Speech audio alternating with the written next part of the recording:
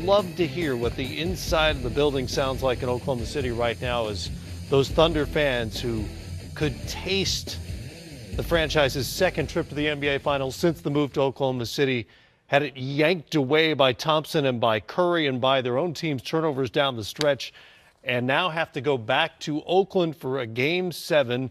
Home teams all time in Game 7s in the NBA playoffs are 124.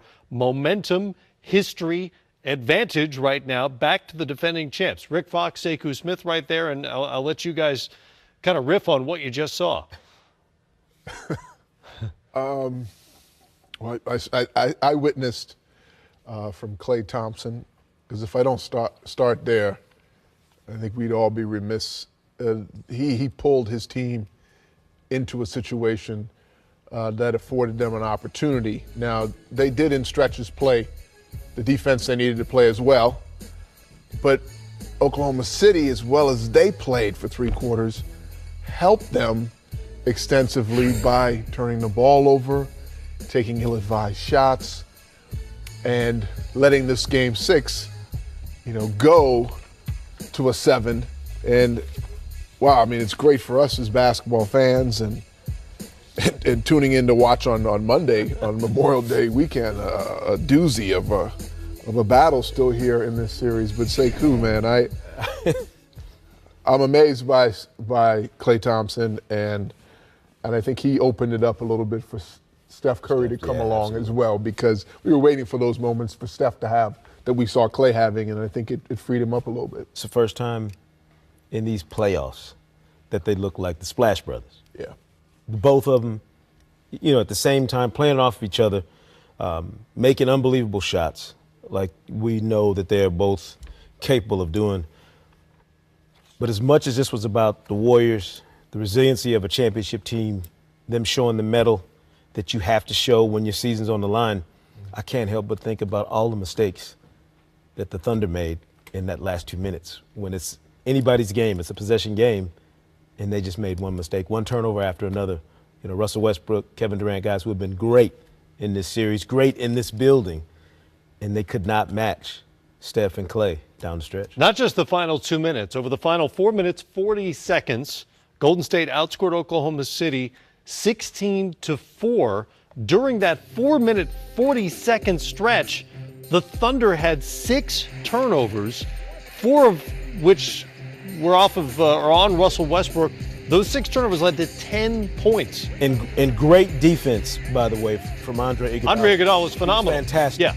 Whichever of those guys he was dealing with down the stretch, he was great. But the shot making by Steph and Klay and the playmaking, this is what everybody expected to see from them from Game 1 of this series. We were always thinking, Splash Brothers, these two are going to go into that mode, and they struggled to get there. Even in the third quarter, we were talking about it, that Steph looked like he was gassed when, and Klay is getting his rest. But you got to give Steve Kerr a lot of credit. He knew when to push those buttons, having been through a championship run last season. It's just something about the core that runs through a championship team. You got to stomp them out. You can't, they're not going to let you put them out. They're not going to let you eliminate them. You're going to have to knock them out. And I would say that 4 or 5, 6 minute stretch might have been the first time we saw the lineup of death actually pay dividends the way it did last year. I mean, I thought the move to start Iggy Pop in the second half was a really sharp move on Steve Kerr's part.